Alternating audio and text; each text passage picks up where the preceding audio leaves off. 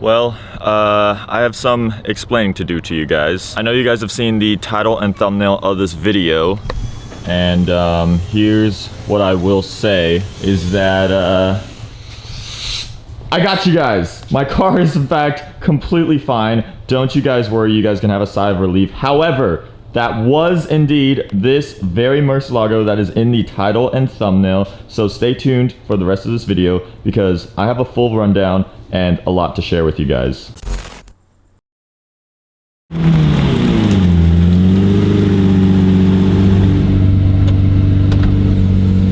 Yeah. Alrighty, Zach's first time in the LP640. Now this is a Lambo. Right? Dude, with the subtle orange interior. Subtle. Oh, bro, it's on this side. Weird. Dude. For you, it's normal, right? No. This is on the wrong side too. It's like I just go and get your belt. Dude, this has gotten me, as far as how long I've owned this car, I have literally been fooled by the seatbelt every single time. We out here, we'll have like right-hand drive cars, and I will get used to it, but I still will never get used to this being on the wrong side. The quirkiest thing. That's so funny. Oh, baby.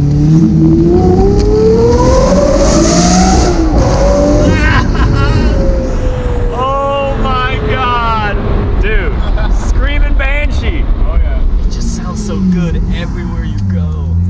But yeah.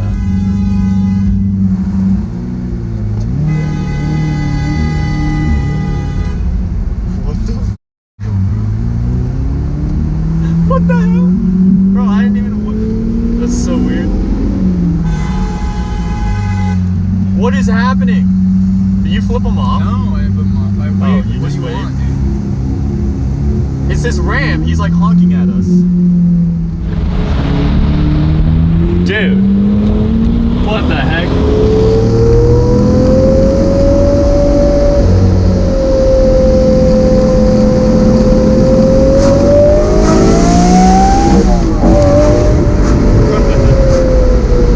That's gorgeous. Beautiful. Yeah. One of the best sounding cars in the world, man. Honestly, like the fact that we took this exact same loop in the Aventador, and we're doing it again in this, I prefer this so far. That's what I'm saying! Like, that's what I'm saying! It's cool because I have a direct comparison. Yeah. I was in the Aventador, and that was prior to driving this, but I was just like, man, this is sick. But I still actually, like, straight up just want a Mercy, even if they were both the same price or the same opportunity. Absolutely. And then I drove the Mercy, and I'm like, yeah, I really want the Mercy. Yeah. It's a lot of it is mental and just audible. It's the noise, and then it's knowing what we look like on the outside. We're gonna see it to our left.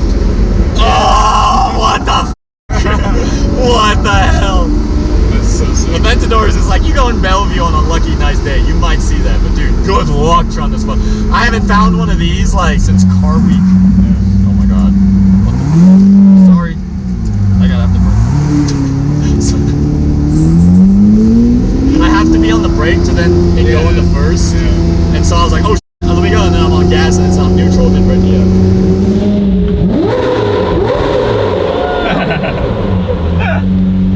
That's sick! Zach and I literally did this freaking run to the Panda Express in the parking garage like several weeks ago. And we're back, but this car ain't leaving us.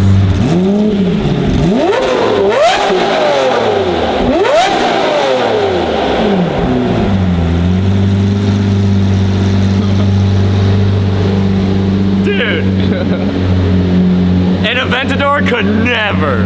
Like maybe when you put the Gin Tonic on the SVJ or whatever, but dude, this is all natural. This is how they should sound. Dude. It's the low light vibes that's just like, whoa. You know when they say you always gotta look back at it? Ah man, that car is almost more fun to be outside of it because you get the full audible experience and you get to stare at one of the most beautiful Lamborghinis ever made. That's yeah. Like I love an Aventador, but oh my god, is that security?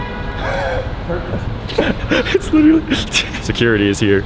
We were a little loud. We're going to Panda Express. They are eyeing the orange Lambo. I've been a Mercy lover since day one, but I just want to convince you guys that Murcielago over Aventador all the way. We got our food all packaged up. We purposely didn't get drinks because the V12 Lambo doesn't have cup holders in V12 Lamborghini fashion. I didn't think about that part. What? The fact that it doesn't have cup holders. Yeah, it doesn't have cup holders. We would have screwed ourselves. If you got a drink, yeah, no, that wouldn't have been ideal. Dang.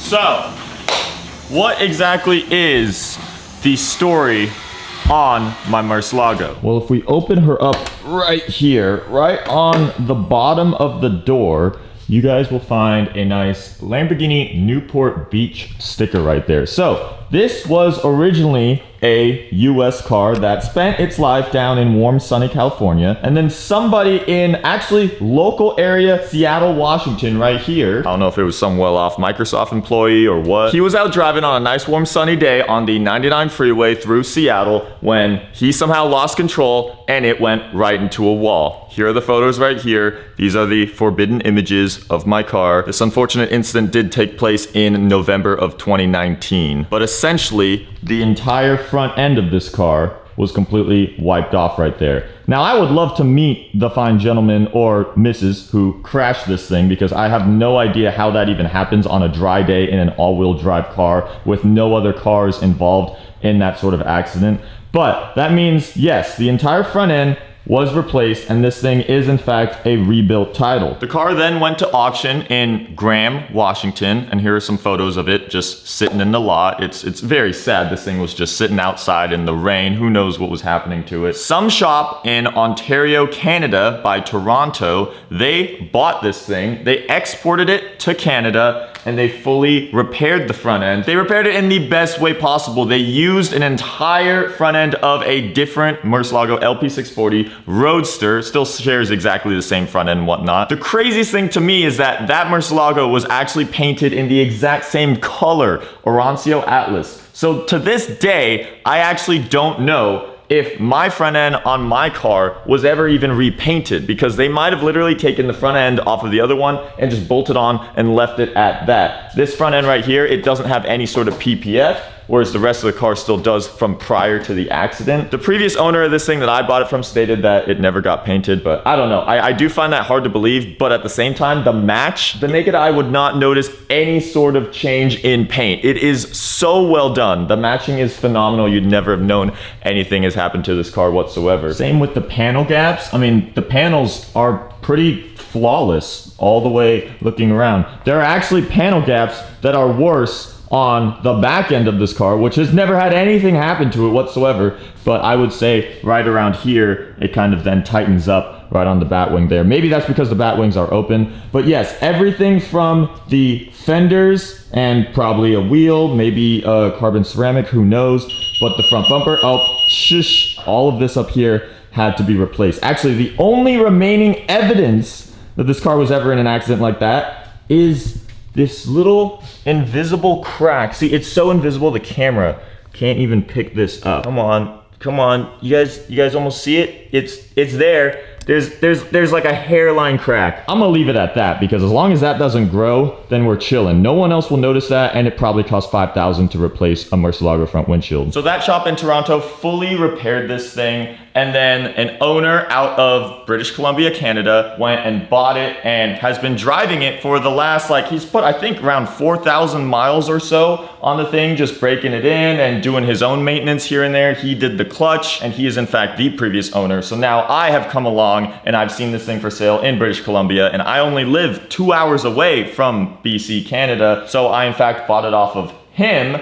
And, I have a lot of trust in it because he's had a lot of time to really make sure that this actually is a well-functioning, proper vehicle that has been repaired properly. And frankly, out of my experience driving it, you would never have even known that this was in any sort of wreckage. Now, to some people that don't ever deal with rebuilt title cars, the biggest question some people might ask is why? Why for something as risky like a Murcielago that already has its maintenance, upkeep, and stuff here and there, that you would buy an even riskier car with some previous bad history? Well, I'll tell you one thing, the price I paid for this makes up for all of that. I don't want to say too much much, but all I'll say is that this thing was basically almost a straight trade for my Gen 2 R8. Now, I don't expect a lot of people to keep up with LP640 Murcielago prices, but there are barely any of these cars out there on market. Most cars people can scour through the entire nation and pretty much boil down to their exact spec and, you know, their exact price that they want on their car. With this, it was frank. I only had like 2 options if I was gonna get an LP640. There was actually a black car at the time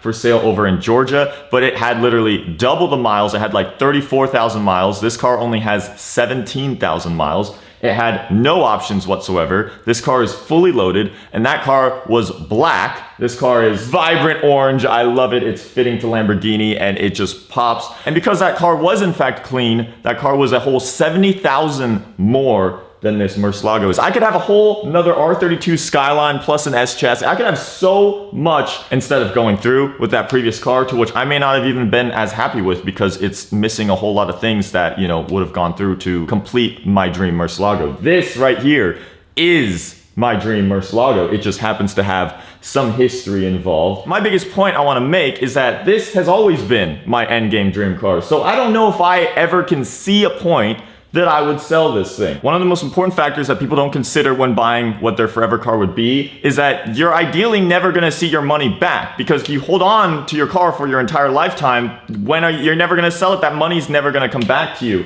So this exact specification, this car, clean title with all of its options and everything, I'll just give you guys a reference point that there is a current yellow one for sale actually in Washington. This car has 17,000 miles. This yellow one has 22,000 miles. This yellow one also doesn't have anywhere near the amount of carbon fiber options as this car. They want $299,000 for that car. So this car easily, you can say, clean title, would be well over $300,000. And if you're gonna hold on to a car forever, I would rather have my money that is tied up in it be like half of that amount, rather than actually go get the nice $300,000 car, and I would never see 300 of my $1,000 ever again. Rebuilt title cars are completely justifiable if the car was rebuilt in proper condition and there's not much else you need to do to it. And if you think you're gonna hold on to it forever, because that way, yeah, the amount of money you have tied up in it isn't as bad, versus if you had a really nice example and you're just never gonna see that high amount of money ever again. The fact that I was able to get this car for so freaking cheap, and the only catch that comes with it all is some forbidden words on the Carfax, really makes this thing all more surreal, because I would have never imagined that an example of an LP640 this nice would have ever sat in my garage this quickly. So it's truly a dream. It's definitely not perfect. There's always gonna be little bits here and there that comes with a Mercy. Frankly, any of the clean title cars, I would have expected to have a couple of these things. Like one of the Batwing motors needs replacing, they're stuck up right now. Definitely a lot of struts for the front and the rear piece. Little stuff here and there. And because it does have that history, there could be some more that's maybe just underneath that, you know, we can't see as the car sits right now. So stay tuned, because next video, I'm gonna take this thing to German Auto House. They are my guys. They work on Murcielagos and they work on Lambos, anything exotic in the area. Dima is the ultimate inspector, and I'm gonna see what he thinks on the car and if he's gonna find any more damage, and basically tell you guys everything wrong with my Murcielago. So stay tuned for that. But as always, thank you guys so much for watching. This is gonna be JackUltraMotive signing this video off.